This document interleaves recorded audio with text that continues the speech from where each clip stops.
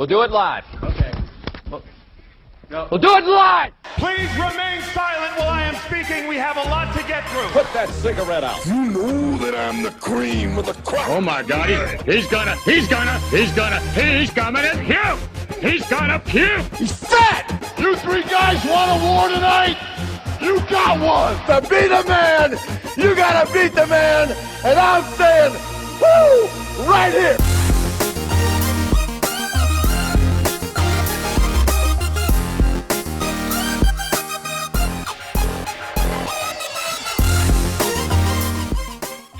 Greetings, wrestling fans. It is Monday, December 2nd, and we just finished watching this evening's Monday Night Raw, and it is time for the Mega Powers Radio Monday Night Raw post-show. I'll be leading you off. I'm Mike Paden, host of Keeping Kayfabe, host of this show, and a busy man in my own right. Also joining me, two other busy men. First off, the lead host of Spark Out Moments Smack Talk podcast, Tony Mango. What's shaking, Tony? Not too much. What's up with you? Just watched Raw. Not really a lot to say, and I feel like that's how I feel about Raw tonight too.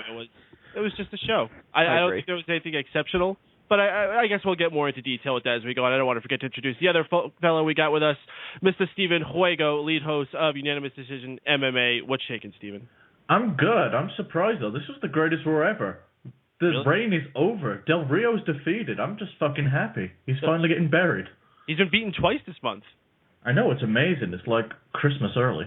and you know, being beat by John Cena is not that big of a deal. Of course, Alberto Del Rio would be beat by John Cena, but by Sin Cara? Even worse, of Hunico. But we'll get to that match. Let's go all the way to the beginning of the show, and let's talk about our opening segment. We had CM Punk coming out saying that he believes the reason he was attacked by the Shield was because of comments he made earlier in the night about Triple H.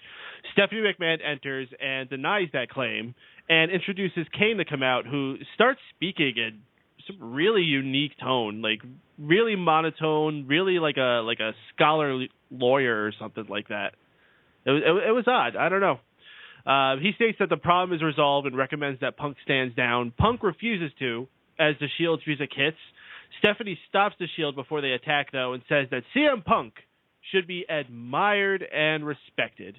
She leaves, as Kane says, and yes, he should also be challenged. And at TLC, CM Punk will face all three members of the Shield in a handicap match. Didn't get the word if there's any other extra kind of stipulation to it. You have to imagine maybe they'll make it a chairs match or some other type thing. But at this moment, just a regular old handicap match. Tony, how do you like CM Punk's odds in this? Not at all. He has to lose. Absolutely has to lose. And if he puts as much of a fight against the Shield as what I think that they're going to do, it's a shame. Because you can't go from Roman Reigns beating the living hell out of 5 different people to having CM Punk single-handedly put up a fight against Roman Reigns and 2 other people. He should get his ass kicked, even though he won't. Now, here's the question. Is it going to be the Shield beat CM Punk, or is it going to be Roman Reigns beat CM Punk? Steven? I don't know how they're going to go about this. The whole match is a bit weird. I don't know if he's going to get partners added on or if they're just going to stick to this whole free-on one thing that they seem to be fantasized with right now. I think it's just going to be a free-on-one beatdown unless something more comes out of what's actually booked. What do you think about the opening segment that we had tonight with CM Punk and Lawyer Kane? I thought it was very dry, to be quite honest. It really put me off at first. I mean, I got more into the show as it went on, but this didn't exactly set a good tone, in my opinion. I like that they're developing Kane's character, but didn't stop the segment from being any less boring. Tony, I know you're a man who can appreciate subtlety a little bit more. What did you think about Kane's new direction with this? I actually didn't see it. I tuned into Raw right at the end of the Divas match, and I haven't had a chance to watch back yet.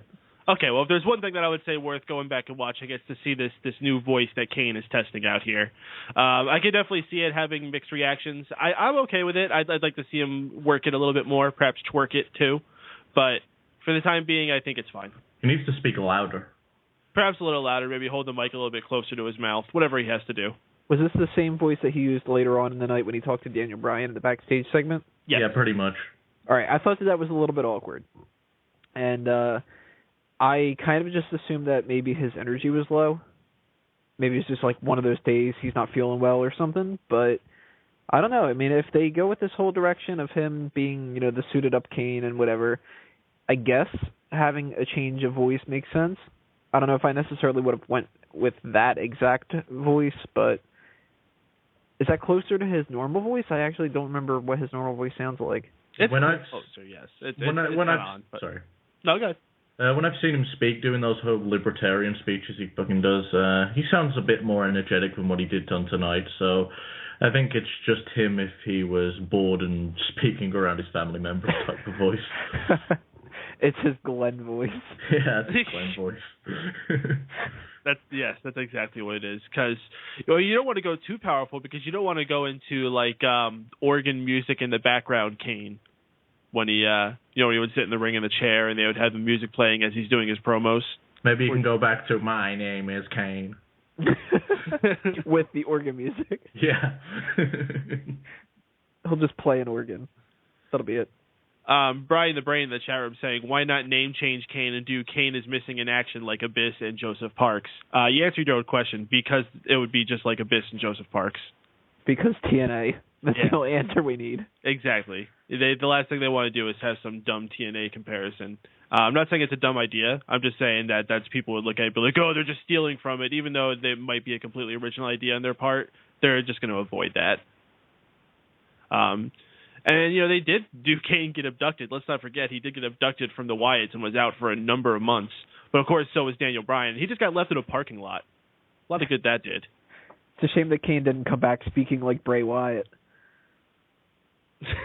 That'd just be really awkward. Can you imagine him doing the whole, man, and all that? And you imagine a gigantic beard. Yeah. But he's got it on the top of his head. It's a different wig. A lot of new hairstyles tonight, too, but we'll go more into those. Well, let's go into our first match we had tonight. Another matchup between Dolph Ziggler and Damien Sandow, the rubber match after they had their two gimmicky matches the last couple of weeks. This time we got to see Dolph Ziggler take the loss. Damien Sandow came out on top rather quickly, too, considering it seemed like the last couple of weeks' matches went on very long, closer to the 10-minute mark. This one, 4 minutes maybe? The big thing about it was this was a number one contenders match for the Intercontinental title, so Damien Sandow is in line to face Big E Langston for that title. And Big E Langston was there on commentary for the night. I don't remember anything too significant about that other than the fact that he brought up Skip It. Mentions he used to play Skip It with Dolph Ziggler. But Damien Sandow getting the win, if I remember, he didn't even get it with a finisher of his. He got it with a roll-up, if I recall. I think it would set the tone for the night. I could have swore he hit his finisher. Yeah, he might. These guys hit their finishers all the time and kick out of them. I don't know what their deal is. We don't even know what Dolph's finisher is at this point. Steve, what did you think about this match? I would have to say it's probably the worst of the three. Where would you lay it? I was definitely disappointed because for as much as everyone has shit on their last two matches because they're too gimmicky, I personally enjoyed them. I had higher expectations because of those. So when they cut the match time down, because I understand you can't do a gimmick match every week, but you'd think they'd at least give them some more time to go out there and have a better match. And I think they did what they could with the time given, and we were just left with something that I just felt meh about. And being corrected, he did indeed hit the full Nelson Slam. All right. Corey Krause also makes an excellent observation. Damien Sandow's weak-ass finisher versus Guy Langston's weak-ass. They keep their finishers on each other over and over. We'll never get a winner. What do you think about the meetup tonight, though, between Ziggler and Sandow? I didn't see that match either. Oh, well, geez. But I do like the idea that the two of them were fighting for a number one contendership of the Intercontinental title. I think this is the first step of what we've all kind of been assuming would happen with the title unification, where the Intercontinental and the U.S. title, which hopefully they kind of just maybe get rid of the U.S. title as well, that will sort of kind of get a step up.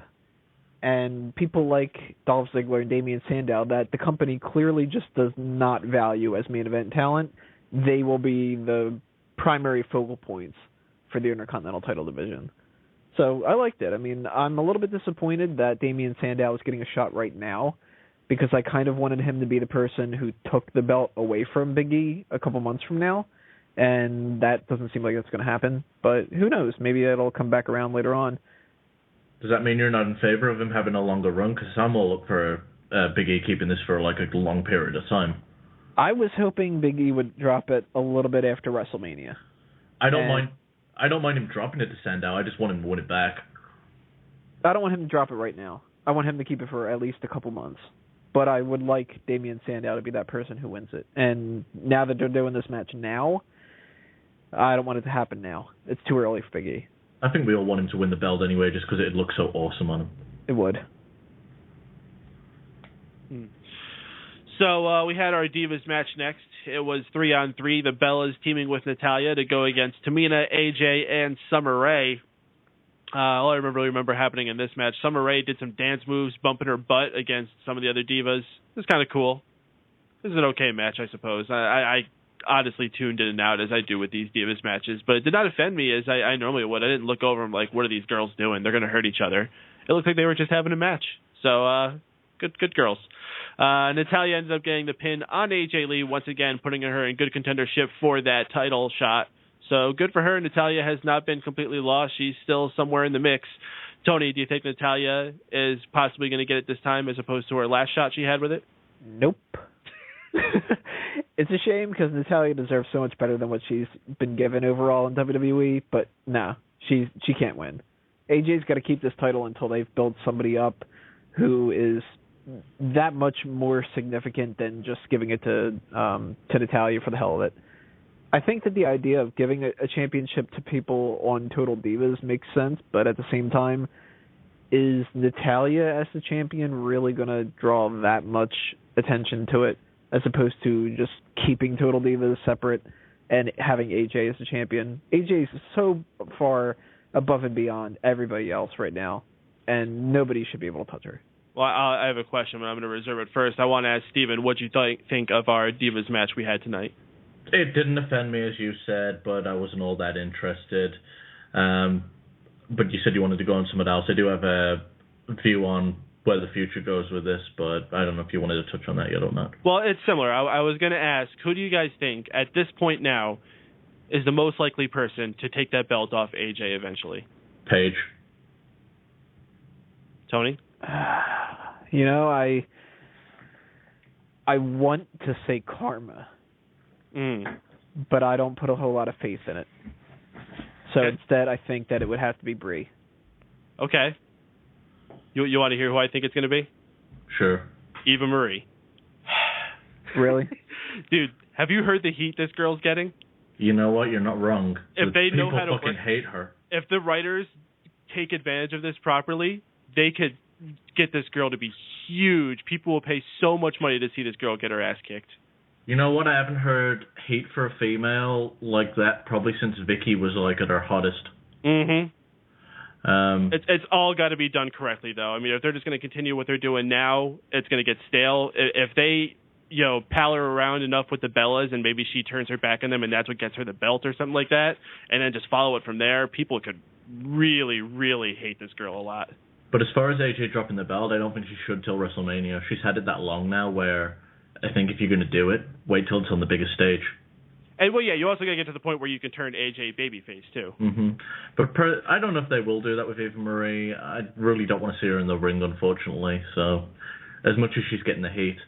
See, I don't watch Total Divas, so I don't know what's there to hate about her, but apparently she must be a bitch. Yeah, that's exactly why everybody hates her. Okay, then she's a bitch. She's like the villain of the show, basically. She's cocky, and she kind of flaunts that she's sexy and everything, and everybody else is supposed to just be like, it's okay, like, you lost your match and it's fine, and Eva Marie's like kind of built as the one who is like arrogant in the face of others and everything, so. She's sort of the Snooki of the show. You know what's funny, though? That means a lot of people must watch Total Divas for the fans to be invested enough to boo her like that. I actually have more fun watching Total Divas than I do Raw sometimes, and that's really kind of like sad to admit. I've never seen it other than the first episode. I was just disinterested after that one. Well, geez. Don't like reality TV. Even The Ultimate Fighter, I've had to tune out of. It's just boring to me at this point. Well, can we talk about something that's not boring? And it's what followed up this Divas match. It was bad, News Barrett. Yes, finally, this gimmick, we've talked about it a few times on the various shows, is finally on our primetime television. Wade Barrett coming out. He even has the old anonymous Raw general manager podium all set up with Bad News Barrett stamps on it. It looks like the old Raw is War stamp, too. Really cool little touch with that. And he just stands there. They go to him for about a minute, and he just delivers some bad news. The first one he did here, he made fun of the yokels in Oklahoma City, Oklahoma, for being so stupid that they had to name their city after their state. You know, cheap joke. I mean, it's kind of like the like that joke with Ryback and the gazpacho that Tony always gets on him for. But you know what? Stupid joke. It's okay. They could go there and it could still be funny. But later in the night, he had an even better one where he was talking about, you all enjoyed your Thanksgiving dinners, but now it's going to be putting fat on your thighs, on your hips, and clogging your arteries. Thank you. That was it. Yeah, but the Bad News Barrett stamp came on the TV. It's just his accent, just because he's one of these guys that have a really heavy accent, and it just makes it even so much better. The delivery is perfect as well. I'd be happy if he never wrestled again and just did this. That's what worries me, if he is going to be wrestling or if this is just something where he's just going to be doing to fill time. Because I think he's a fine wrestler. I think that's a waste of talent. Oh, don't get me wrong. I'm not saying I don't want to see him wrestle. I'm just saying, shit, as long as he's on TV, I'm happy. Oh, yeah, you're all constipated. Thank you. God, last week we were talking about being circumcised. Now we're talking about being constipated. These Raws are just going in weird directions lately. Tony, what'd you think about Bad News Barrett? It's hard not to just kind of chuckle at it, because it is so ridiculous that you have to just kind of go, oh, Jesus Christ, and just, like, go with it. But at the same time, if they want to take him seriously, he can't keep this long. You can't transition this into, you know, being the next world champion or anything like that. I think it would be great for a manager, but for somebody like Wade Barrett, I don't know if that really suits him. So, who knows? Maybe that can change. I don't know, but I think if they really want to make something solid of him as like an upper mid card or main eventer or anything like that, he's got to ditch it sooner than later. I think it has legs. I want to see where it can go. I think it can get him over as a face. Mm-hmm. It's just funny. Delivering bad news gets him over as a face. Shit, that's the type of thing that people find funny, and they'd like it. I think it could work. Do you think that could be kind of like one of those things where he cuts a promo, and it'll be like, you know, talking to the heel, and it'll be like, you know, the good news is you're the champion. The bad news is not for long. Yeah, or we could actually deliver bad news to a heel one day and just basically run him down comically. People get a kick out of it, and he keeps doing it to the point they actually feud. And then he can just do that goofy smile he has. It definitely could work. I want to see where it goes. If he doesn't wrestle, it'll be a shame, but if not, I can enjoy it until it runs stagnant. Indeed. Well, I'm just glad we're finally seeing him on TV again. I was actually worried because the fact we hadn't seen him on at all, if they were going to find time to fit him back in on the road to WrestleMania. But, you know, they got him in just in time, and we'll see where he fits into the overall picture. So next we had what I would say is a rather awkward backstage segment featuring Randy Orton and Brad Maddox, where Randy Orton gets right in Brad Maddox's face, and I gotta admit, I got flashbacks of the Heidenreich Michael Cole segment. But he tells him to tell everybody that Randy Orton is the best and he's bigger than WWE. And you know, it seems like Randy Orton's going this crazy egomaniacal power trip. Yay. The segment was just generally awkward. It kind of just makes me want to see Braddock screw him at some point. I know we won't probably get that, but it just seemed kind of a pointless segment. I don't know if it accomplished anything other than Stephanie going, "We got your message" later on, but I don't know. So Daniel Bryan starts making his way out for his match, and this I thought was pretty cool. We got a little bit of a promotion banner for Daniel Bryan being on Stone Cold Steve Austin's podcast. I don't believe I recalled them ever once plugging Stone Cold Steve Austin's podcast. Maybe this is trying to sweeten him to come to WrestleMania 30? Perhaps. I mean, you could say it's because Daniel Bryan is on there, but they've had other people from WWE on there. I mean, Jerry Lawler was on it a number of times. I feel like CM Punk was on it at one point. I'm sure there's others if I look through the list. Maybe just to fill their quota of pointing out that wrestling is fake, like how last week they had the Miz just flat out say it. Was it last week? I don't even remember. Yeah, it was last week. We had that fucking abysmal, weird segment. About it being like Michael Strahan being stiff. Yeah. And, I'm a heel and all that other kind of stuff. Like, maybe this is just their attempt to be like, well, watch this show, and we'll talk about how Daniel Bryan was like, well, they booked me to win the championship and whatever. So I guess Russo's booking WWE again? Maybe. How Daniel Bryan had to get his shit in. Fuck out. So Daniel Bryan got his shit in a match against Erick Rowan, the red-bearded one of the Wyatt family. Daniel Bryan ends up getting the win with a roll-up after a match that I gotta admit felt like it went on for quite a long while. Daniel Bryan could not save this one. You know, they always say there's people they could say the best wrestlers can make a great match out of anybody. No, I don't think even Daniel Bryan could pull the match out of Erick Rowan. So, no Shawn Michaels. I'll say it. Do you want me to go ahead on this one? Or Yeah, you go. I think the biggest flaw in this match was just they said, hey, we need to make the Wyatt family look strong. And they gave him too much time just to work the heat on Daniel Bryan and not gave Daniel Bryan enough offense in the match. It was just one of those where they've been given a certain amount of time and you've got a big man heel that really doesn't know how to mix up his offense, and it just dragged.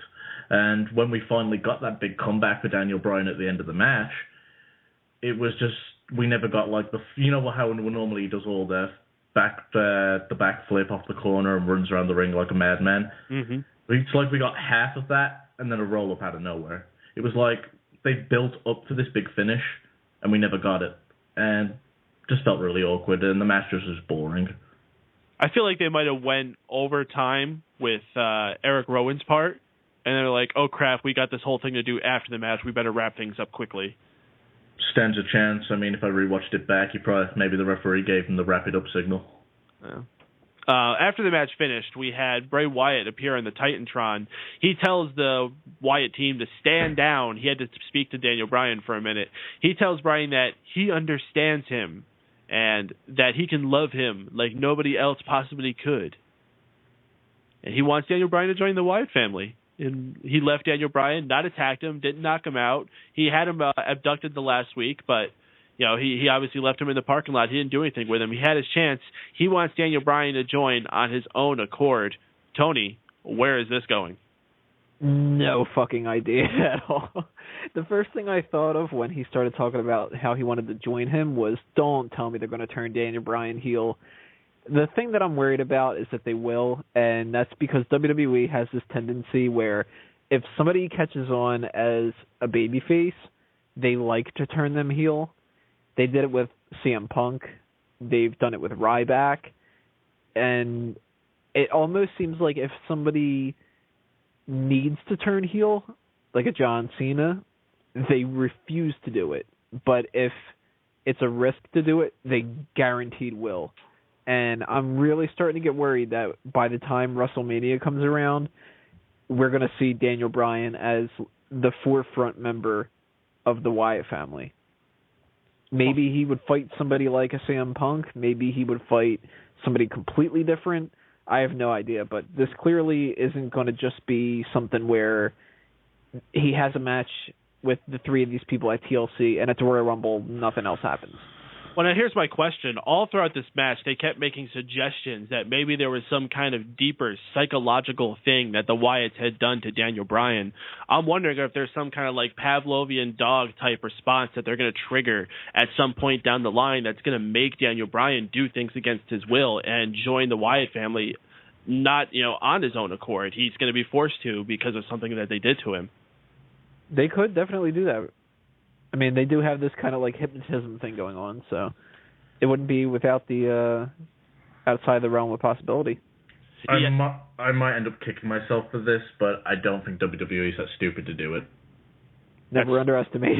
As I said, I might end up kicking myself for saying this, but they've done some stupid shit, but they've got a really good thing going with Daniel, and I think the end game is him winning the Royal Rumble, so I fucking hope not. Well, I'm saying, what if they make him go through with that, but then the Royal Rumble story is him fighting this voodoo power that's over him? and eventually the conclusion is that he overturns that, like, say the last 4 people is Daniel Bryan, Luke Harper, Erick Rowan, and Bray Wyatt.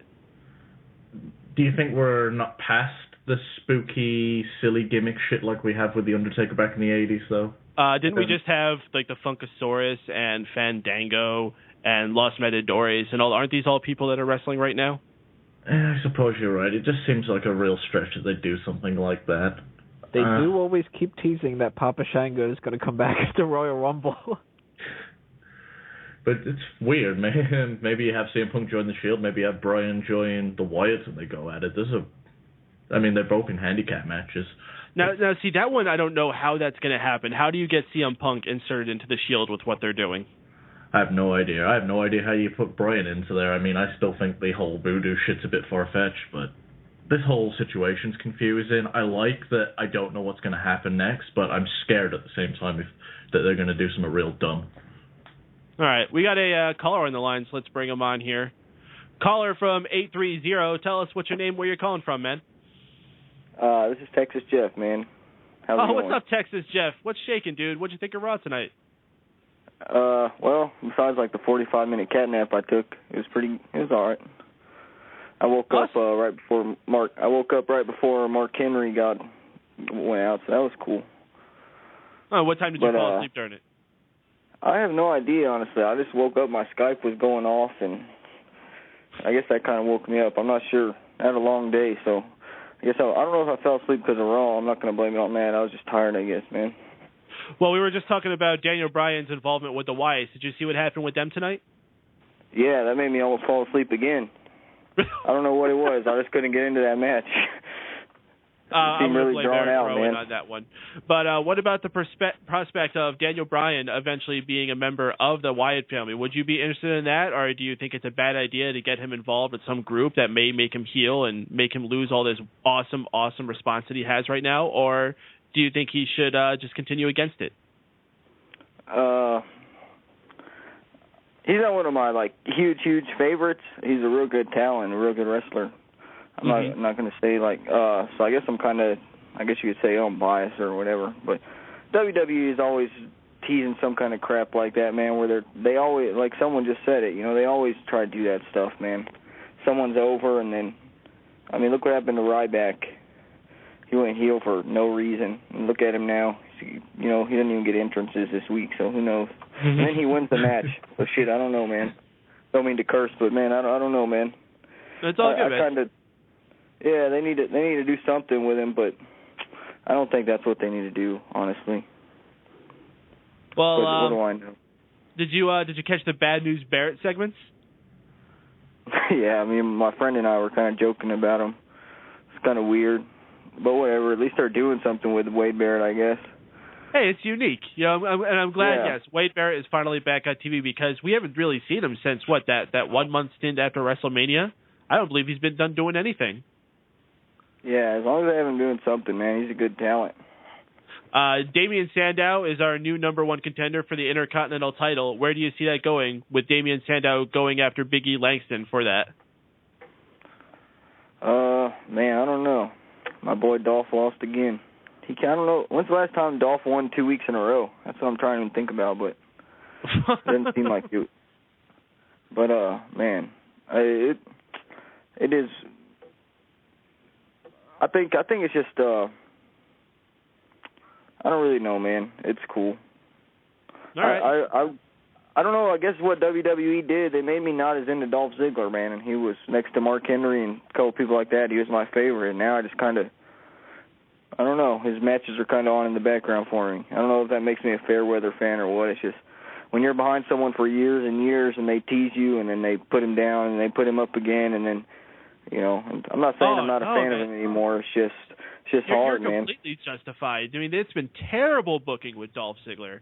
The fans have been hit behind this guy so many times, and rather than pulling the trigger and sticking with it, it's always start and stop. And how can you continually keep getting behind somebody? Eventually, you're just going to be like, why bother when it's just going to fall off again? Yeah, you're definitely not you're definitely not the only one that feels like that. There's plenty of guys on there that you see on the internet that used to support Dolph, say he should be the next champion, and that support's slowly dying. It's just what you see is what you get. They're making him look like shit No, shame. You see him as shit. Yeah, it's unfortunate, man. He's definitely a good wrestler. All right, so Jeff, we saw John Cena come out on top at the last segment tonight, as opposed to last week we saw Randy Orton. So now they're even apiece. Has your opinion changed anymore for this match that we have going on between them? They keep saying that we are going to be getting one definite champion now. They didn't say that last week, but this week they made extra sure to define that they're going to be one champion. What do you think is going to be the outcome for TLC? Hey, I don't know. I try not to make predictions. Like I said, I try to turn my brain off. But I do like that they are trying to at least give this match some importance. And you always ask me my high and low point. Besides Mark Henry coming out and wrestling, my high point actually was John Cena's promo tonight. As weird as that sounds, that guy can cut a promo when he wants to, man. It was cool. Actually made me start paying attention a little bit, and it was cool. So yeah, we all heralded it ourselves. We thought John Cena was on his A game tonight, other than a couple small bits. That's awesome, man. What was your low point? I guess what's that Wyatt guy's name? Him and Daniel Bryan's match. Rowan. Couldn't get in. Yeah, Rowan. I just couldn't get into it, man. Yeah, I don't blame you, man. I don't know what they're going to do with these guys, especially once this whole Wyatt family thing runs its course. We're only going to get another 6 months out of it at this point, it seems like. So, Erick, Rowan, Luke Harper, I can see him having a possible future. I mean, the guy's got a cool look. Rowan, though, I don't know. Future endeavored. Future endeavored, very likely, unless they find another person for him to play heavy for. Yeah. Definitely have to get him out of the other than that, it's looking like it might be. Got some good MMA coming up. Looks like some maybe good WWE coming up, hopefully. So maybe it'll end the year on a high note, man. Hopefully. I got to say, I've noticed these, especially this week and a little bit last week. It looks like they're really trying to shake things up and do some different things, and they're bouncing back and forth on a few things, and they're not quite sure. But you know what? That's fine. They're figuring things out, and I can accept that. At least they're changing up. We're seeing people feuding with different people that we've been seeing they have for the past number of months. Things feel fresh, at least. They may not necessarily be the most entertaining, but they feel fresh. Definitely. I mean, people complain and say it's the same old stuff, and then, you can't really be complaining right now. At least they're trying to at least put it in a new direction and make it feel fresh and make it feel like maybe it won't be the best match between Orton and Cena, but they're making you feel like it's important, and that's really that's a big thing, especially the people who have been watching for a long time. When you watch something for a while, I don't know how long you guys have been watching, but I'm 24. I've been watching since I was about 10 or 12 or something, and it's good to see them try to shake things up. It's good. It's tough when you're a long-term fan. Wrestling does repeat itself very often, and when the longer you watch, the more often you see it, and the more jaded you can easily get. Jeff, one last thing I wanted to ask you: are you excited for the Slammies next week? Sure, man. I'll be tuning in. I'm not sure if I can say I'm really, really excited, but we'll see what happens. Didn't they stop those for a little bit or something like that? Oh, they go on and off with them for a long time. They stopped him for like 10 years, and they brought him back for 4 years, and they stopped for 2 years, and they brought him back again. They can't make up their mind. The Academy had too much infighting, and they couldn't decide for a couple of years. Yeah, definitely. Hey, you guys have a good night, man, and keep doing your thing. Thanks a lot, Jeff. Thanks for calling in, man. We'll catch you on the flip-flop. All right, thank you, Texas Jeff, for calling into the Raw Post Show. Anyone catch else? you on the flip-flop? Somebody's new finisher. If anyone else would like to call in so I can tell you to catch on the flip-flop, please dial in at area code 760-512-7247. That's area code 760-512-7247. You can also join us via Skype or on the chat box that are on the Blog Talk Radio page. And we'll be talking to you in all types of ways. What's up, Steven? Is the flip-flop above Rootin' Tootin' Mike Paden or below? No, the flip-flop is Rootin' Tootin' Mike Paden's finisher. I can see it. I could really see it. Fucking Paden's going to be on 2K14 making all this shit tonight. Yeah. The flip-flop is going to be some kind of modified Alabama slam. I can see it now. It's perfect. I thought it was going to be like the reverse zigzag. Oh, no. Why would I want a shitty finisher? I want a good finisher. Fuck. Oh, goodness gracious. All right, so after that, we had an interesting matchup where we had the tag team of Tons of Funk finally getting some time on Raw again, going against R-Truth and Xavier Woods. Brodus Clay with some weird new things going on. First off, he came out with this outfit that had this like Beanie Baby looking wings type thing sewn onto it, and even his tights had like little spikes embroidered onto the back of it. He slicked the spikes on his hair back though. So like he took the spikes from his head and put them on his back. I don't know. He looked weird. But Brodus Clay ended up getting pinned with the cradle from Xavier Woods. And Brodus Clay giving a little bit of a shove to Sweet Tea at the end. Not Sweet Tea. No, not Sweet Tea. I don't care. Tony? What am I going to follow that up with a no Sweet Tea? What? All right. Well, as far as this match is concerned, I don't understand what they're really doing with Brodus Clay. I'm assuming that they're probably going to turn him heel, but I don't think that they're going to give him that much of a push when they do it. So I'm a little bit disappointed because I actually think that Brodus Clay's doing a good job where he is, and I think he deserves better than what they've been giving him. So if they turn him heel, it's not going to work out good in the end. And if they don't turn him heel, then I don't know. I mean, that could be just another interesting thing that they're doing just to spice things up, and just every once in a while somebody rubs you the wrong way, and maybe Xavier Woods is just one of those guys for Brodus Clay. You know who probably comes out the worst if Brodus Clay turns heel? Tensai. Yeah, Tensai. By far. What the fuck is he endeavor. Future endeavor. There's no way. Maybe they can put him in a team with Erick Rowan. Maybe that'll be like the perfect matchup. Can they be the new Job Squad, except they're big guys? So, essentially, the Tons of Funk? Yeah, pretty fucking much, I guess. Steven, what did you think about this matchup we had? The match itself, it was so-so. It didn't offend me. It wasn't anything special. I think Brodus, just went to, an arts and crafts store and went, how can I make myself look like a cunt for Monday? And that's what we got. He looked batshit crazy tonight with that outfit, and I guess a heel turn is something different for his character, but I think the end game is that he fades into obscurity afterwards, which is a shame because I actually like Brodus.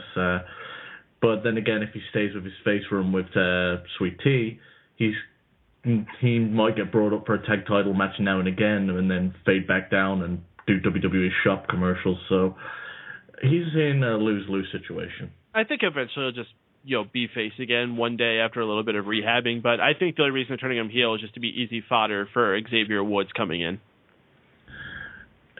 Yeah, I guess so. I don't really know what you do with a guy like Brodus Clay, though, to be honest. I think he's just going to be one of those guys that ride out as much time on his contract as he can before they finally let him go.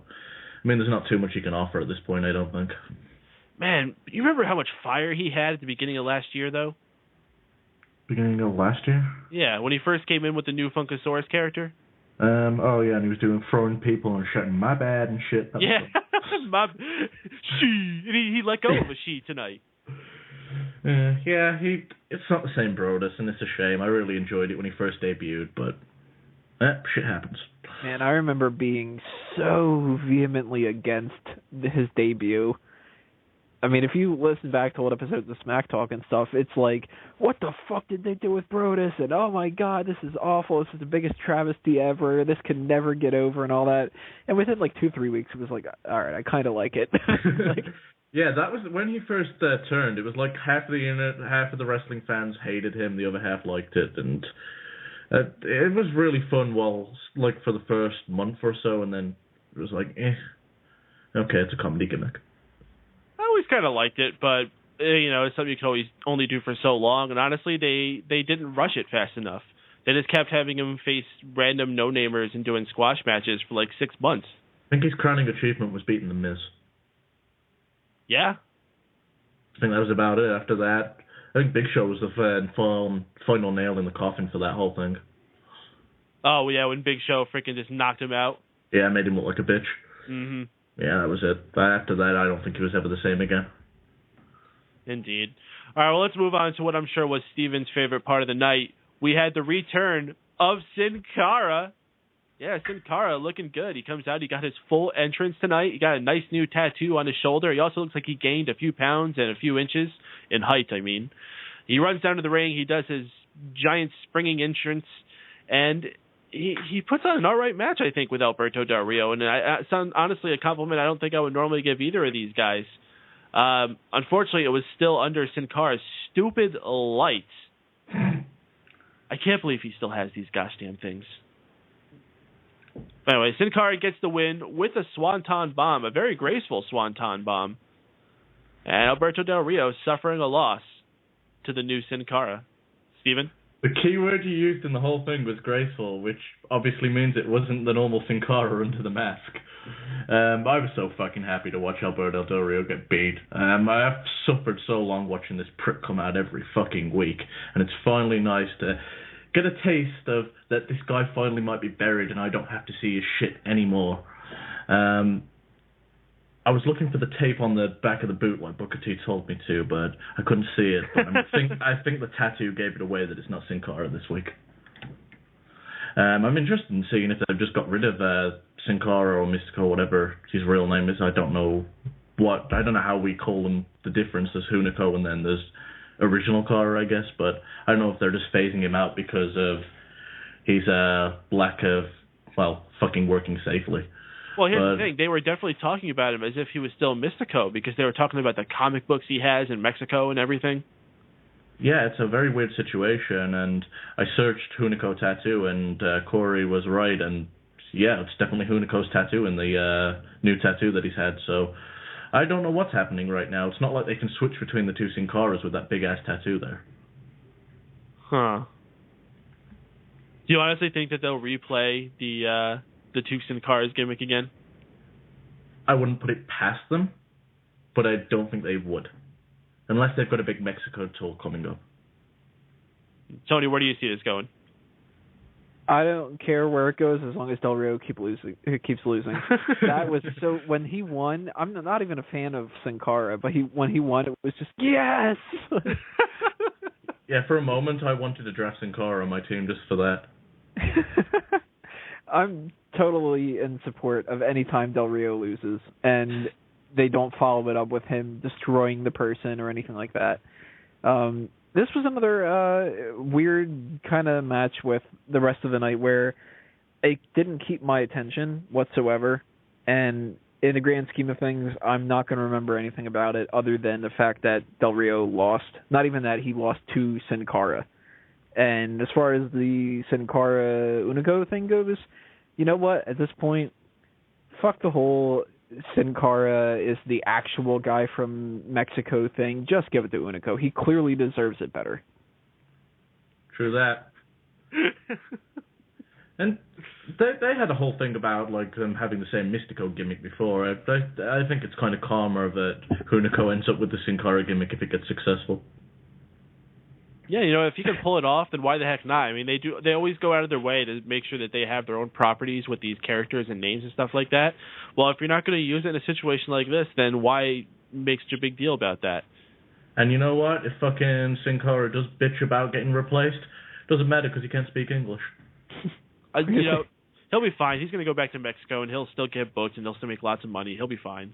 You're saying it's karma that he would get it back? What if Karma ends up playing the character? No, Karma's going to play El Torito. You know what's funny, though? He might not be able to get his Mystico gimmick back because he doesn't own... another company owns the rights to that. I think it was CMLL that owns it, so unless he can get in good with them, he's lost the Mystico gimmick, too. Oh, interesting. So he might be fucked even if he does go back to Mexico. Sucks. Sucks to be you. Oh. We had a 3-on-3 tag match. Number of those we had tonight. Cody Rhodes, Goldust, and the Big Show going against all three members of the Shield. I don't know if you guys noticed while Goldust was coming out, and he opened up his robe and he bent down a little bit. And when he did it, one of his feathers came down and it dropped right in between his legs. It looked like he pooped a feather. Holy shit, fucking noticed that shit. But I mean, it was perfect because, you know, he was like slightly crouched down a little bit and he's like, you know, squirming around as if he's like struggling to get it out. And he just pooped a feather and it fell to the ground. It's going to be like the new Biggie Langston. Of course, everybody was looking at it. You all saw it. He should have ever. I think one of the biggest stories they were telling throughout this was Roman Reigns versus the Big Show. I think that's a match we could potentially see down the line. But for the time being, we saw Reigns get a lot of power out of the Big Show. That is, except for this nasty, loud slap that Big Show did across the chest of Roman Reigns. Big Show, that's a common spot for him, but my gosh, the one he did tonight just echoed throughout the whole arena. The match ended up ending, though, with Seth Rollins getting the pin on Goldust. I don't believe he even did anything fancy. I believe was it a roll-up on this match, too? I believe there's a lot of roll-ups tonight. He got some type of quick finish. I think if it wasn't a roll-up, it was something similar. Yeah. I don't know. This match was fine. Wasn't the greatest outing for either of these guys, but it's Raw. You can't always expect 5-star matches, so I'm not complaining about anything. It was fun. Steven? The match was a typical Shield match. They normally deliver. They delivered tonight. It was funny. I was just watching the Shield in the corner, and the mannerisms they've got, even when they're just not in, the two guys are not in the match. It's just really funny how they work with each other. You could, they really seem like a team. It was when Big Show was laying on the bottom rope and Seth was whacked him in the head. You've got Roman Reigns patting him on the back and shit, and they're laughing about it. It's just fun to watch them as they're always working as a team, even when they're not in the ring. It's just fun to watch. Tony, you have anything special to say about this match?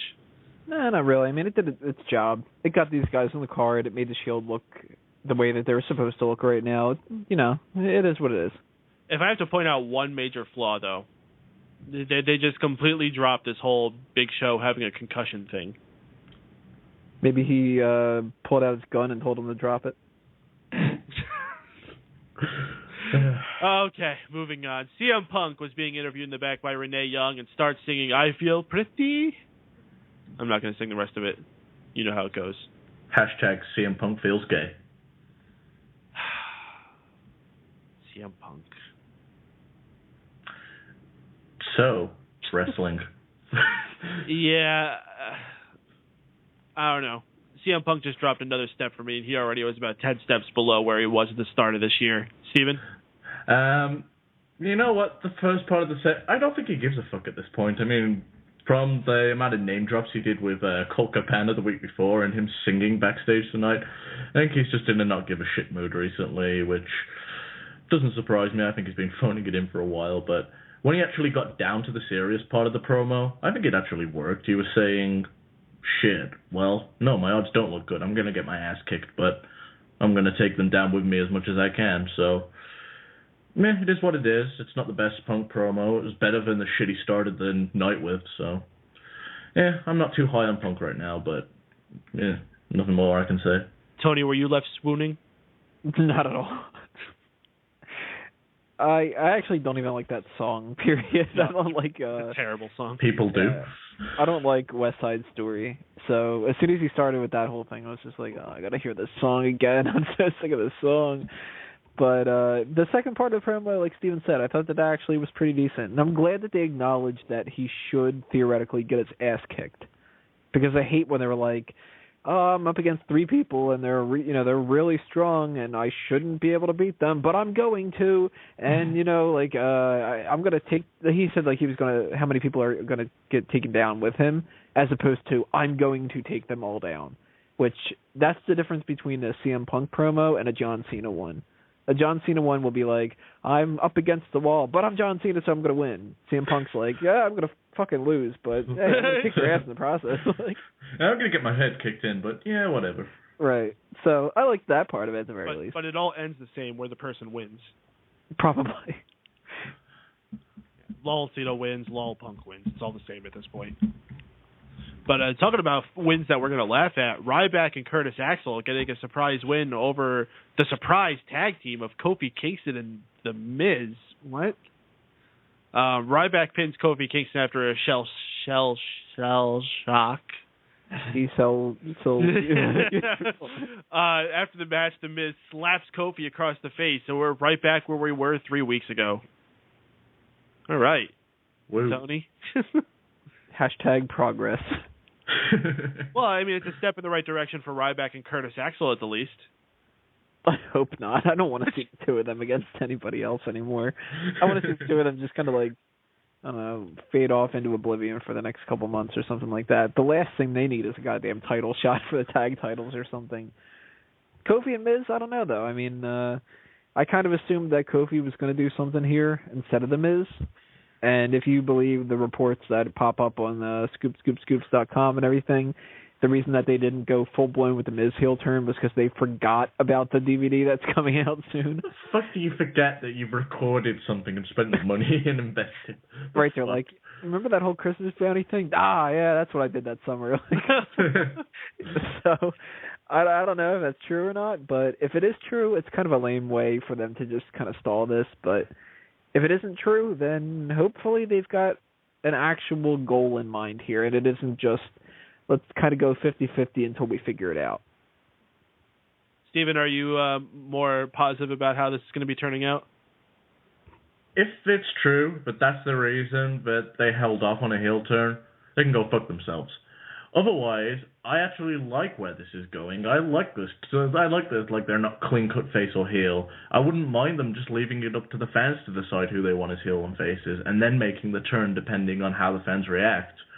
Right now, it's just everyone's kind of left in the dark and clueless, and it's nice, as I said, it's nice not being able to predict what's going on. So I'm all for it. I don't know what the end game is here, but shit, I'm going to enjoy it until they fuck it up or until we get a good ending. Maybe it's going to be like that theorized thing of the two titles switching places. We're just going to see the characters switch. Kofi's going to be the Miz, and this is going to be Kofi Kingston. Oh my goodness, the Miz with giant dreadlocks? With the I can fly thing. Boom. Oh, does he get to do the whole like pyro at the start of his entrance too? Yeah, exactly. And Kofi gets to come out and say he's awesome. He comes out with the awesome letters. Yeah, the big foam fucking things. That'd be awesome. Doing that head bob kind of entrance that the Miz does a lot. Corey Krauss making an excellent point. When you wait to see who gets the reaction, you have to actually require the fans to react, which they are not, which is absolutely true. Yeah, that is true. So maybe that is the plan, and they'll just have to give up on it. Who knows? It's too soon. They've only been doing this for less than a month. Let's give it some time. These two guys, as we said in the past weeks, have very good chemistry between each other. I'm intrigued to see where this story is going. It's something different, and it's something that's, on the lower part of the card. Doesn't involve any kind of title. It's cool. I was going to say, we need more mid-card feuds, and this is one of them, and I'm glad they're doing that. With the big championship being unified, I hope we see more of these. Absolutely. It could be a blueprint for future things down the line. I'd love a Fandango versus Tyson Kidd feud. It's a shame we never got more of that. So I didn't hear you mention anything about Ryback and Curtis Axel, though. I don't give a fuck about Ryback and Curtis Axel at this point. I'm a Ryback fan, but they're not doing anything to give me interested. I don't give a shit if he wins over the Miz or Kofi Kingston. I plus I don't want to see him team with Curtis Axel. I hate the guy. I think this is going to be one random win. He's going to go back to jobbing to someone next week. Yeah, you're probably right. So let's talk about a tag team I know you like.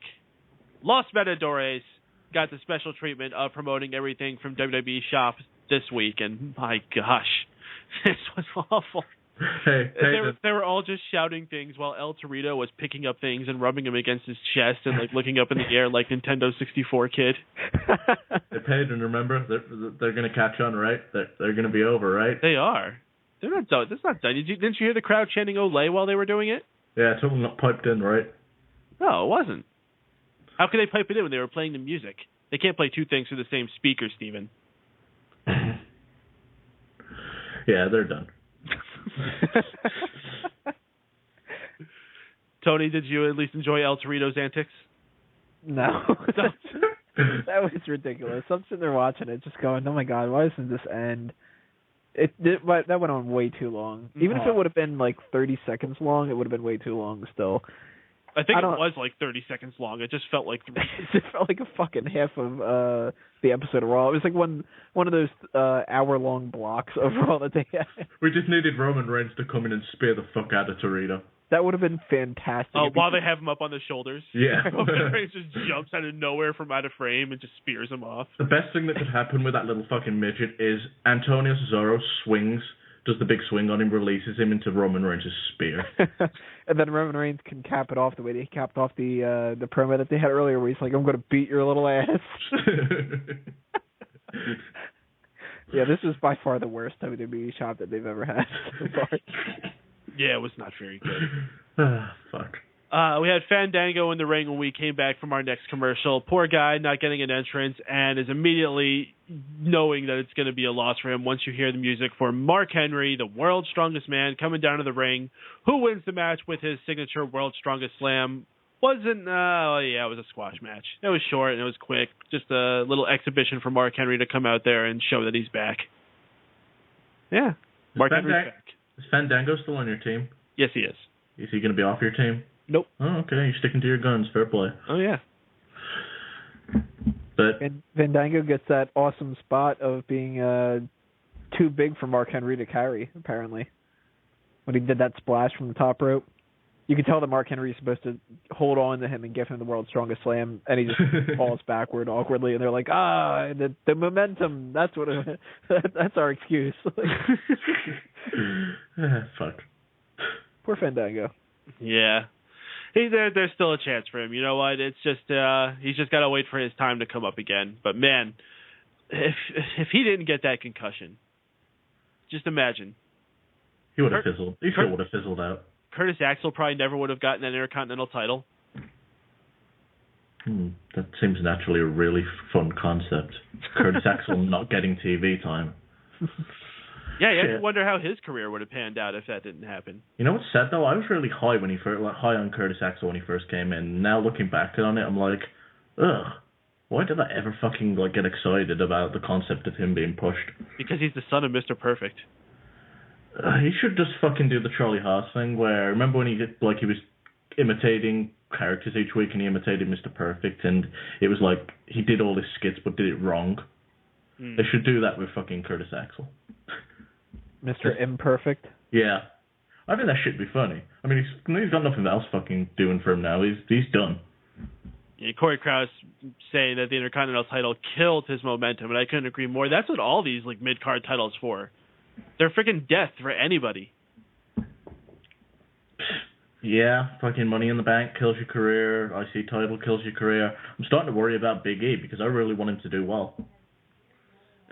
He didn't even get a match this week. He just sat in the at the announcer's booth in his Uncle Big E clothes.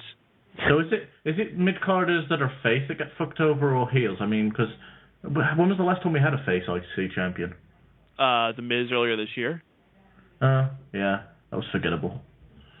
Yeah, pretty much. For what, 24 hours? Maybe not even 24 hours, because he won it on the pre-show. No, that's a little bit longer than 24 hours then. Oh, yeah. Oh, yeah, math. There's that whole math problem. So next match we had was between the Primetime Players and the Real Americans. Apparently there was this whole thing that happened on SmackDown and about Titus O'Neil throwing up after going through the big swing, and he threw up into JBL's head. Or not his head, into his hat. he screwed open his my head. math problem thing. He screwed open his head and threw up into it, and that's what happened. No, he screwed up. Oh my God! He threw up into his cowboy hat, and then eventually put the hat on Michael Cole's head, which was pretty gross. But they teased it again tonight. Antonio Cesaro was going for the swing, but Zeb Coulter jumps up on the ropes. No! Don't you remember? Bleh! Which was kind of funny seeing Zeb Coulter do the bleh. But that's real entertaining. Fucking between the twerking and that. Yeah, his physical comedy is absolutely on point. Dutch is awesome. But yeah, one other thing that I thought was really weird: the Real Americans came out in jackets, matching jackets, matching members only jackets. But the names that they had on them: Antonio Cesaro said Tony, and Jack Swagger said Big Hoss. What? Yeah, you didn't notice that? No, I wondered what the fuck he was on about when you posted that in the chat. They came out in matching track jackets, and they both had that "Don't Tread on Me" flag on them, and underneath it said Tony and Big Hoss. That's kind of weird. Maybe they've got personal nicknames. I don't know. Yeah, Tony I can get. Antonio is okay. It's in there, yeah. But Big Hoss, really? On a side note, the jackets kind of look cool. I like them wearing it. I like every time they tweak something with the Real Americans, I like them a little bit more. Yeah, the jackets reminded me very much of JBL's entrance jacket. How he used to have the white towel and the black jacket. I thought it was pretty cool. But yeah, I like the attire. The names are fucking confusing now. I'm going to have to go back and take a look at that. Big Hoss. I mean, I guess it's because he's like an Oklahoma country boy. And how about Jack Swagger getting no home state love? No one else gives a fuck about him, so why should they? Yeah, indeed. And Tony Cesaro ends up getting the pin in this match after getting the huge European uppercut on Darren Young, pinning him for the 1-2-3. Another win for the Real Americans, keeping themselves on TV and still looking as significant contenders. I think they're going to be a potential threat for the tag titles once this whole authority storyline dies down to the background a little bit. But Tony, what do you think about that? Well, I got two things I'm looking forward to here. Number one, Big Hoss eventually getting his own little midget, Little Hoss. Maybe they can steal Torito. And two, I want to see them bring Al Snow in so Titus O'Neil can throw up in his head instead. Well, okay then. Steven, you got anything else you want to add? Maybe Tony's just like his more American name. It's kind of like when we were calling Alberto Del Rio Al. Albert Del Rio. just change it to the completely American Albert of River. What if you just changed it to Anthony Cesaro, though? That'd be very awkward, wouldn't it? Yes, it would. You just want him so he has the same name as you. I want him? What? You want him to change. I get to skip my words. I'm British. Goodness gracious. Maybe you do want him. So we come back to our final segment, starting off with Jerry Lawler introducing us to the WWE app poll that we had for this evening, and this has to be one of my least favorite we ever had. We got to vote on what we want the person who wins the titles at TLC to be called after they have both titles. So we had the option of calling him the Unified Champion, the Undisputed WWE Champion, or the Undisputed World Champion. And of all these, guess who you people picked? The Unified Champion. Ugh. Is that what we're going to call this guy from now on? Here comes the Unified Champion. You know what saved it, though? They said, we'll take it under consideration. Maybe after they put the vote up, they went, oh, fuck, all three of those are stupid. Yeah, I guess they didn't really say, like, this was officially going to be the name. I don't know. Tony, how do you feel about these name choices? They're bad, and they can't keep them. They have to just kind of throw a little reference for maybe the first couple weeks that this has happened, and then abandon it entirely. You can call it the Undisputed Championship for a month. Yeah, I mean, you can call it the Unified Championship for a month, but eventually you're going to call it the Unified WWE Championship, and then eventually you're just going to call it the WWE Championship. They're not going to go with the World Champion. There's no way. They can't get rid of that title that they just made up with the big-ass WWE logo on it. So they're not going to just ignore the WWE part of it, period, and go with the World Champion of WWE or anything like that. So eventually, and I'm saying by Royal Rumble maybe even, at the very least by WrestleMania, this is just going to be for the WWE Championship. There's no Undisputed, no Unified, nothing. That's just something to throw around a little buzzword and make it seem new and fresh. Oh, hey, Awesome Piano Man making his epic return to the chat room there. He made a good point here. He said he's going to be confused between the Unified Champion and the United States Champion. That's a good point. It's a little similar there. But, hey, we got another call on the line. Let's bring him in. Good friend of the show. Oh, it's Brian Biner. What's up, Brian? Hey, yeah, I definitely don't. Yeah, Unified does make no sense to me. Just call it what it is.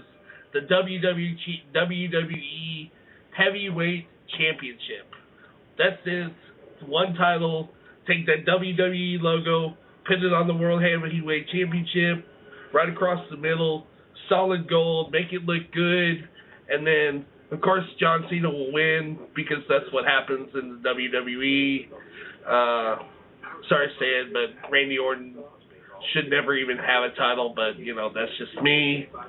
I don't like any time they unify nothing. I mean, it was one thing back in the day when they bought out WCW. They had to do something to unify those championships, but realistically, we only need one champion for 2 shows, and that's it seems like they are just trying to recreate history, and it seems like it's just like another accolade that they can put on someone's biography. It's like this person unified the titles, so that isn't just something that's on Chris Jericho's titles. Actually, Chris Jericho wasn't the only one that had both at the same time. Triple H also had both titles at the same time. So let's Chris Jericho was the one who unified them, is what I'm saying. Right, Chris Jericho unified them, but didn't he have 4 titles at the same time? I don't believe so. Kurt Angle did once. Well, because I was thinking Chris Jericho did it first, because I was thinking he had the world title, the WWE title, tag titles, and United States Championship. I don't think he ever had those. No, he did hold 4 titles once when he was the unified tag team champions with Edge, but then Edge got injured. Oh, okay. So that might have been when you saw him with 4 belts.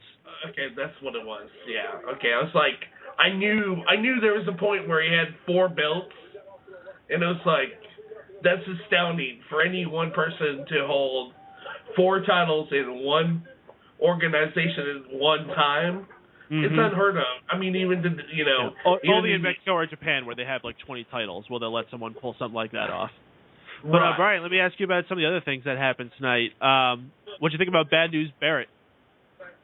You know what? It's okay. I'm not a Barrett fan. He's to me, he's nothing more than just any other British wrestler that they try to bring in. He's a good brawler. I'm sorry. Sorry. To me, he's no Steven Regal. Regal is my example of great British wrestlers, and he holds no standard bearer to Regal at all. And it's like, he's a good brawler, don't get me wrong, but mid-card is probably going to be his life. He may get one run at the WWE title, or whatever you want to call it, at one point. But beyond that, Barrett is like, he's very boring. Yeah. Maybe. Well, let's talk about another foreigner. Perhaps you prefer Mexicans, because we have Cara had a big return tonight. Came out, he had the lights glowing, and he got a big win over Alberto Del Rio. Actually, I'm a big fan of Cara. Just because I want to see him versus Rey Mysterio at WrestleMania. Just let's get it over with. Let's go ahead, make the match now. Get them feuding. It would be a great feud. The non-talking Sin Cara versus Rey Mysterio, and let's see what happens. I mean, you would have such a high-flying luchador wrestling match. It would be just outstanding to see what those 2 guys can just do in the ring against one another. Just like all the movesets. And please get rid of those stupid Sin Cara lights. Has there ever been a pure lucha match at WrestleMania? I don't think so. You might want to check. I mean, because I feel like maybe on WrestleMania 15 they had one of those like one-offs because they had that cross promotion going on with AAA. The only closest thing you've got is Eddie versus Ray, but their styles had changed way much by then. I'm sorry to say, but Eddie was more of a mat technician than a high-flying luchador. You know, yeah, he had a lucha influence, but he had an influence, but he flew. He didn't fly all the time. With Rey Mysterio, that's all you get. You get one mode, and he's off every rope all the freaking time, up in the air, and that's what you get with Sin Cara. You can have yourself a good 20, 30-minute match of nothing but high. Of course, people would get bored. But I think if you throw in a ladder or something like, throw in, not necessarily a ladder, but some kind of gimmick for them to just fly off of, it would be astounding to see those two just go bam. I mean, it can be all over the place. And you can throw other high flyers in there, but right now, the thing is, WCW used to have all the luchadors, and WWE didn't have any luchadors. So it's like, you start to see where WWE is saying, we need that flavor. Just a little bit. But not too much over the top. WCW was over the top. They had like 20 different luchadors on their cards. Speaking of luchadors, what do you think about Los Matadors doing the WWE shop segment tonight? You know what? I like El Burrito. Or Torito. What's his real name? El Torito? El Torito. I call him El Burrito. Because that's what his name should be. It should not have been Torito. It should be Burrito. And just really throw the Mexicans for a loop. I always like when they make. It's a good, funny little. He's a funny little character because you know what? He can actually wrestle. There's a really good midget wrestler underneath that bull. Oh, I thought it was a bull. Yeah. Right. Yeah. It has a tail. It's got a tail. Wait, do midgets have tails? I think they do. They grow them. Okay. Yeah, their spine keeps growing, but the rest of them doesn't, and that's how they get a tail. Oh, that makes perfect sense. Yeah. Nature's mystery solved here on the NPR Raw Post Show. Brian, we have Damien Sandow as the number one contender for the Intercontinental title. How do you like his chances? He should beat Big E. I mean, I'm sorry. Big E doesn't have the experience of Damien Sandow or the ring talent of a Damien Sandow, so realistically, Sandow should take that down. I am a Sandow fan. I really think that they're unifying these titles way too soon. He should have gotten a push for a world championship before they did the unification. They left so much undone by unifying these titles at TLC and not at WrestleMania. Because, sorry, Sandow should have been world champion. There still may be time for him. Cesaro should have been world champion. Ziggler should have been Ziggler was world champion. I definitely think Cesaro and possibly even Sandow will still have a chance. I mean, they're still both young guys. Oh, yeah. They're young, and we got them for at least another 20 years. 20? That's pushing it, but at least another 5 to 10, yeah. I don't know. I mean, look at some of the wrestlers that are wrestling into their 40s. And these guys aren't taking near the beatings that those guys took. Yeah, but there's a lot more young influx of talent right now where the older guys are going to get pushed out, I think, unless they're super over, which I don't imagine Antonio Cesaro is going to be in 20 years. I don't see why not. I like the swing. The big swing, that's great. But he's got... Is he going to do a big swing for 20 years? I don't know. The thing is... in 20 years, the guy's going to be 52, so it's pushing it. I'm going to go for the big swing. Oh, my back. All right, Brian. Well, he'll be doing the big swing in TNA in 20 years. How's that? Oh, my gosh. No, hopefully he'll be picking up the whole promotion. TNA is going to be around for 20 years?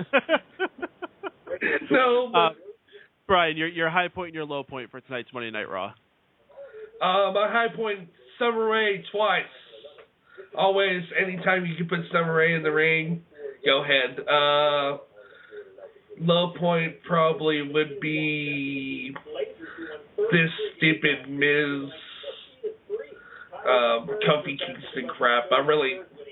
If you're going to do them, just do them. Let's not see them in tagging and then slapping each other and then feuding and then getting back together. It's like, are they a couple? Are they not a couple? I mean, what are you doing here?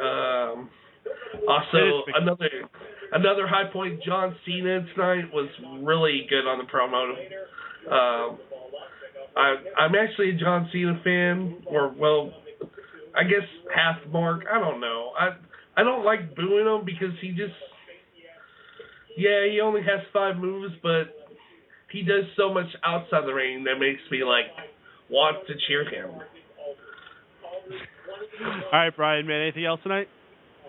I think that's about it. I think I think overall, it was a good Raw. I actually didn't turn to put on football at all, which is unusual. Usually I do, and of course next week it's going to be hard not to watch football. Bears versus Cowboys, so it's but it's the Slammies. Oh, exactly. Yeah, Slammies is way important than Bears versus Lions, unless it's actually Bears versus Lions. Yeah, no, it's Bears versus Cowboys, and unfortunately, I'm a fan of both teams, so it's kind of hard. It's like Slammies.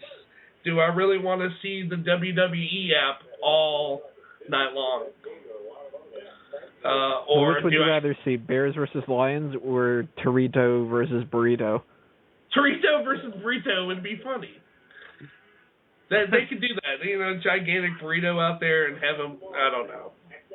Torito's going to lose. Burrito's going to be too big for him. He passes out. And he throws up. Creative needs to figure out something because they've lost their... I think they're all tired. Everybody needs a vacation. Well, they better get ready because WrestleMania season is right around the corner. I know. It's not going to get any lighter. I'm excited, man. I think we're finally seeing things starting to have the seeds planted. As I said before, things feel fresh right now. Things are starting to be going in different directions, and they are bouncing back and forth on some things, like the Miz and Kofi Kingston. But things feel different, and things have felt really... I don't know what the best word for it is, but I have not been enjoying majority of the Raws and pay-per-views that we've had the last 3-4 months. Finally, these last couple weeks, I feel like I've been enjoying them. So, yeah. Brian, we're going to let you go for tonight, man. We really appreciate you calling in. Have a good night, man. Hey, you too. Thanks. And we appreciate Mr. Brian Biner calling in. Anyone else, if you would like to do so as well, area code 760-512-7247. That's area code 760-512-7247. And, did you guys hear that? Hear what? Never mind.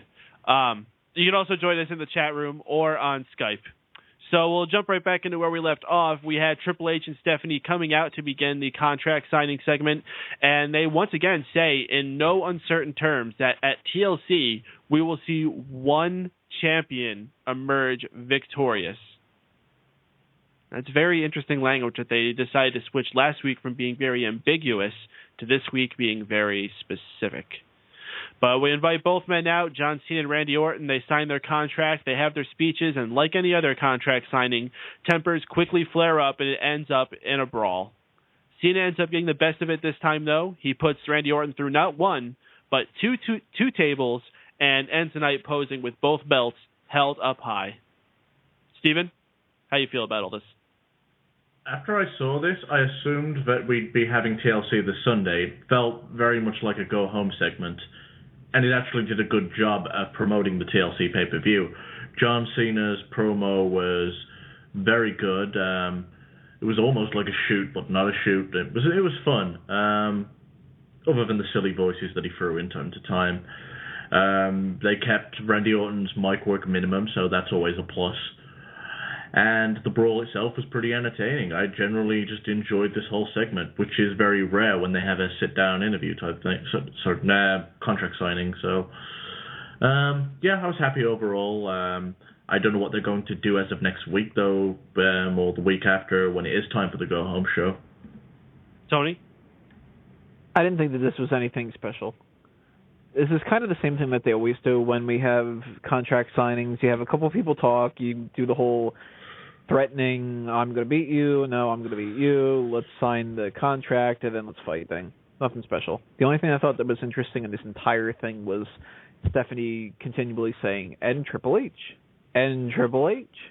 which I thought it was kind of funny. But outside of that, meh. I'm not anywhere more excited than I was last week. Now, that you brought up a very interesting point about how Stephanie kept poking that in, and Triple H.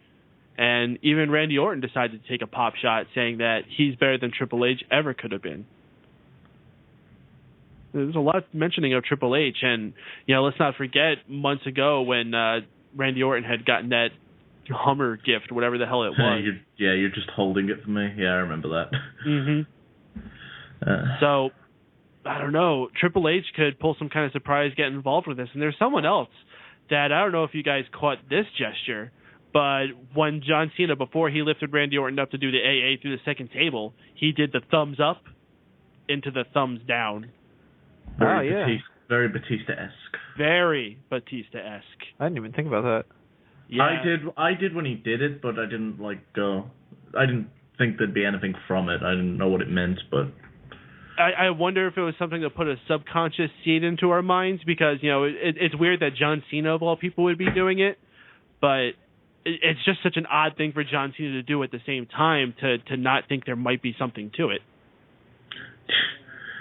Yeah, I'm going to go on forums tonight. I'm going to see the John Cena heel turn conspiracies, which I see every fucking month when he does something different. But I could see us overthinking this, and they just still do a fuck finish, but they're guaranteeing it. That's the thing. When you put a word like that, can they really still go and do something like that? Well, yeah, it's pro wrestling. If people ask for a refund, just tell them to go fuck themselves. Or just give it to them. They've done that before, too. Yeah. It's a very strange situation. They don't tend to use that language unless they are going to go with something. If that's the case, I'm going to say I see Randy Orton walking out as champion. I don't think they're going to... if they're not going to go with the fuck finish, Orton's going to win and probably say, well, since I won with my WWE Championship, I'm going to toss away the World Heavyweight title and keep this as the main belt. I guess you could do something like that. Tony, anything you want to add to that?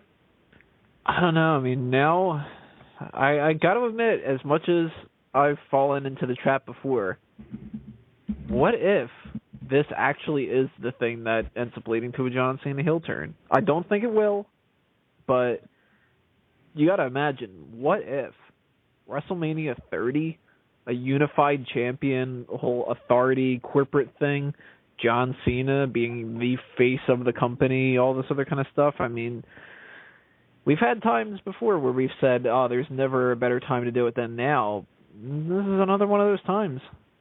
Randy Orton's certainly not looking. Better times then? Every single time is better than the last. I don't know, but if you really think about it, though, I mean, is Randy Orton in the position right now where he can win the title and still be that top heel in the company alongside Triple H for the rest of the year? They're putting a lot of distance between the two of them. They're really driving a wedge. Mm-hmm. So, I don't know. That's tough. And it doesn't matter when they turn Cena heel. It's always going to be unpredictable. I don't think they're going to. I don't think they necessarily will, but I'm going to be paying a little bit of attention to that. It's a whole weird situation. There's a lot of ways they can do this. My initial prediction was, of course, to swap the titles. I think that's 100% out the window at this point. I would keep an eye on Triple H somehow getting himself involved. John Cena, I think, lining himself with the authority and inserting himself as the face of the company, I think is another option. I don't see how Randy Orton comes out of this. I just don't. It's very weird. And you know what? This is a good thing, though. For too long, we've been able to predict shit. They're finally throwing us a whole bunch of different odd scenarios where we have no idea what's going to fucking happen at TLC. I don't think any of us really have a full set of predictions which were set in stone. Well, and here's my question, Tony. You were saying John Cena goes into WrestleMania as the unified face of the company. Who is his challenger? That's obvious, isn't it? Daniel Bryan? Or the Big Show? Fuck off. It would have to be Daniel Bryan or maybe CM Punk, but I hope not CM Punk in that situation. I would hope Daniel Bryan. They are finally officially inserting CM Punk into the Authority story now. Mm-hmm. And if it is going to be CM Punk challenging for the WWE title, I don't think it's going to be against John Cena. Then I think it just is going to be Randy Orton. Ugh. And then in that situation, we're going to get that John Cena versus Triple H match that I thought that we were going to get before. I don't know. This is a fishy situation. I'm interested to see where it goes, though, and I don't think I ever would have expected myself to say that about a John Cena-Randy Orton feud. Yeah, but the end game is that their Orton is going to be phased out, hopefully. You really think so? Yeah. You think they gave him just these last 2 world title runs in the end here? I think if he does keep the belt somehow and ends up walking out undisputed champion, he ends up dropping it at Royal Rumble. You think they're going to give him the flip-flop? They're going to give him the flip-flop. And then your new unified champion, Rootin' Tootin' like Paden. Rootin' Tootin' Randy Orton. Rootin' Tootin' right. No, it's Rootin' Tootin' Randall. All right, guys, with that, let's go around. We'll give our final thoughts and our high point, low point for the evening. Tony, why don't you start us off? This is an episode of Raw that I think, for the most part, you can skip. And I skipped the first little half hour or so, and it doesn't look like I really missed that much in the grand scheme of things. So as far as the quality of the episode goes, it's in between there. It wasn't horrible, but outside of a couple little things here and there, nothing memorable. Low point? Either Los Matadores doing that WWE shop commercial, or the fact that this was Roll Up City tonight, where it seemed like nobody could win a match unless you rolled somebody up. High point, I was going to say Summer Rae's outfit when she came out with Fandango, but when we were talking earlier, it made me think of something else. We didn't have to see Rey Mysterio wrestle tonight. That's another high point. So I think I'll actually go with that. Well, it's not a bad decision there. Mr. Steven Wago, take it over. My low point, high point first. What do you want? Well, you can do your overall impressions, then do your high point, low point, and I don't care what order you do it in. All right, cool. Overall impressions, it was it wasn't an offensive Raw, it wasn't a fantastic Raw, but it's definitely one that's left me interested in seeing future WWE products, so that's a good thing. My high point tonight was definitely, without a shadow of a doubt, Sin Cara defeating Alberto Del Rio. And I am going to be so fucking happy for a while every time I see Del Rio, even if he wins again, just to know that, you lost to Sin Cara. My low point is Erick Rowan versus Daniel Bryan, and it's very rare that I put a Daniel Bryan match on my low point. So, yeah, that's it for me. I'm going to agree with Tony. This show was, for the most part, a pass show. It was not a bad one. I mean, for my weekly tuning in, I felt entertained enough, especially since I had friends to enjoy it with, so it was a little bit easier to digest than maybe if I was by myself. Man, I don't even know if this was a show, if I had cut it down to 2 hours, if it still would have been easier to watch. So I think this is the one that you would have had to cut down to 1 hour to really get to a fun show to watch. And it seems like a lot of other people are more positive about this than I am, which is usually the opposite. I'm usually more positive than everyone else. Yeah, you cynical fuck. I just thought it was okay. You know, it was a 3 out of 5 stars, maybe not even that, 2.5 stars. Yeah, it was right down the middle. I know math. Yeah, mango. I don't. My high point, I'm going to say, is Bad News Barrett. I thought those segments were absolutely excellent, and I'm glad to see Wade Barrett back. It's a cool new thing they got for him. I like the podium. It's a cool little package they got there, so let's see where that keeps going. I do think he needs new theme music, though. I don't think he can keep doing the Oh, I love that theme, especially with the God Save the Queen stuff at the first. It's awesome. How can you dislike that music? It reminds me of some Sonic Adventure 2 level too, so... I can see that. My low point for the night, I am going to say, actually, it's probably the CM Punk singing "I Feel So Pretty." That definitely made my heart sink a little bit, because, you know, it's someone that is so high and so respected and admired, as Stephanie would say, to do something so dumb and silly. And people always come down so hard on John Cena when he does stuff like that, so I got to be fair and do it to CM Punk, too. But the internet loves him. How can you? Oh, whatever. Speaking of internet, let's take our high point, low points from the chat room. We got Corey Krause said his high point was also Bad News Barrett, and his low point is in agreement with Tony, more than half the matches ending in roll-ups. Awesome Piano Man said his high point was Corey Krause, giving a shout-out to a fellow member of the chat room, also saying Bray Wyatt was one of his high points. Bray Wyatt with that awesome post-match promo that was 20 times better than the actual match itself between Daniel Bryan and Erick Rowan. And as Awesome Piano Man's low point, AJ Lee being wasted. Yes, poor AJ Lee not doing too much tonight. And then he said he's hungry for a fruit roll-up. As am I. I'm pretty hungry. So, guys, what do you say we start wrapping things up here? Steven, why don't you tell the world about what they should be checking out for you? For me, you can check out Unanimous Decision MMA every Tuesday, so that is tomorrow at 8 p.m. Eastern Standard over on Dream Elite Radio.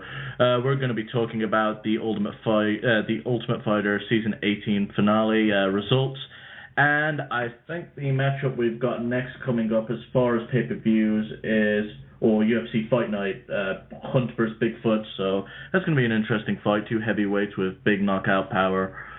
Yeah, that's it from me. Tony?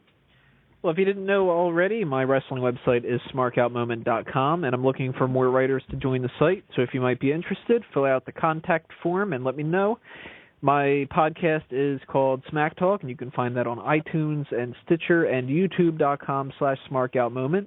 You can check out my articles on Bleach Report, and if you're interested in everything else I have going under a mango tree, such as fanboysanonymous.com, you can find the links to everything on the Twitter and Facebook accounts and every other website out there. All right, and if you enjoyed this show, please check us out live every single week here on Mega Powers Radio following the conclusion of Monday Night Raw. That's at megapowersradio.com. You can also stay tuned at facebook.com/megapowersradio for all the information of when we're going live, what we'll be talking about, all that happy jazz. But if you can't make it for the live show, we also have the show for your archived listening pleasure, available now on smarkoutmoment.com, so it's a nice, easy place to find. Also, subscribe to the Mega Powers Radio YouTube channel, youtube.com/megapowersradio. Also, please, if you enjoy talking to us, you can keep talking to us in between shows by heading to the official fan Facebook group, The Mega Maniacs. That's facebook.com/groups/The Mega Maniacs. There you can join us. We'll be talking about everything wrestling. We'll be making predictions for upcoming shows. We'll be posting memes, funny videos, whatever the heck we want to talk about in there. Lots of fun, so you can keep up with us. That's facebook.com/groups/The Mega Maniacs. Guys, we enjoyed talking to all y'all tonight about all this crazy wrestling stuff that went on tonight. We enjoyed those who called. We enjoyed those talking with us in the chat room. Really appreciate everyone getting involved. That's what makes this show extra fun. Thanks for joining us for the Mega Powers Radio Raw Post Show. For Tony Mango, for Stephen Waitlin, I did it again, for Stephen Wago, and for myself, Mr. Mike Paden. We'll see y'all next week here on the Mega Powers Radio Raw Post Show.